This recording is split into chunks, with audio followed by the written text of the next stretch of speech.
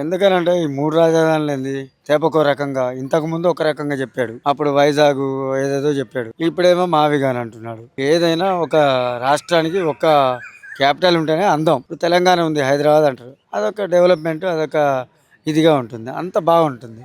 3 రకాలుగా అది కాళ్ళు చాపడం, చేతులు చాపడం, తేపకో రకంగా మాట్లాడడం కరెక్ట్ కాదు ఈ జగన్ గారికి. మావిగన్న అమరావతి మీ ఓటు దేనికి? రాజధాని అంటే ఈయన పేద ప్రజలకు చూడ్డు చంద్రబాబు నాయుడు గారు ఎంతసేపు రాజధానా లేకపోతే పోలవరమా ఇయే చూస్తాడు కానీ పేద ప్రజలు ఇచ్చిన కోరికలన్నీ ఆయన నెరవేర్చలేడు.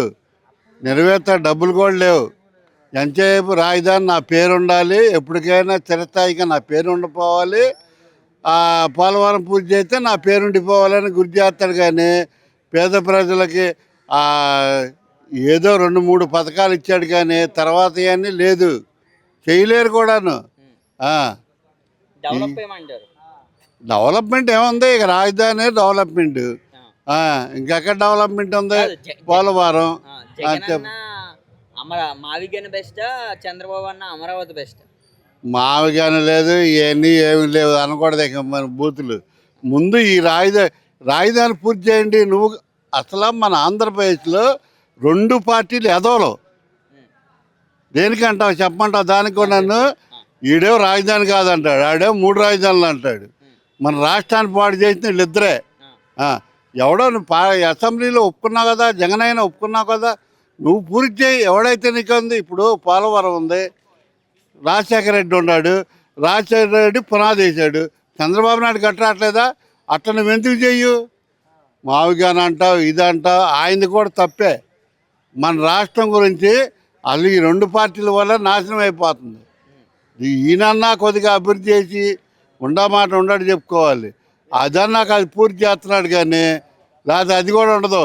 ఈయన 4 మాటలు అంటాడు, ఆడో 4 మాటలు అంటాడు, అది కుట్టుపడిపోయింది. 12 సంవత్సరాలు అంటే రాజధాని కడతాకే కేంద్రం సపోర్ట్ తీసుకోరా మీరు? కేంద్రం ఉందా డబ్బులు అప్పుల పాలు చేస్తాకే మనల్ని కేంద్రం కూడా. ఏదన్నా రాజధాని గురించి ఇదిగో ఉచితంగా నేను ఎత్తున్నాను, ఇది ఎందుకు ఇవ్వలేదు నువ్వు? ఇది మనకి వెంకయ్యనాయుడు అడిగాడు, అదేది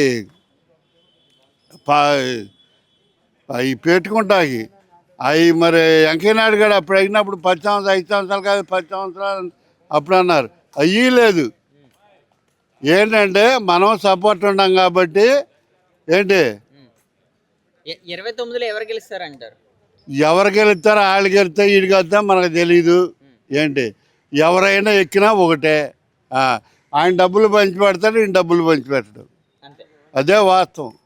అంతే.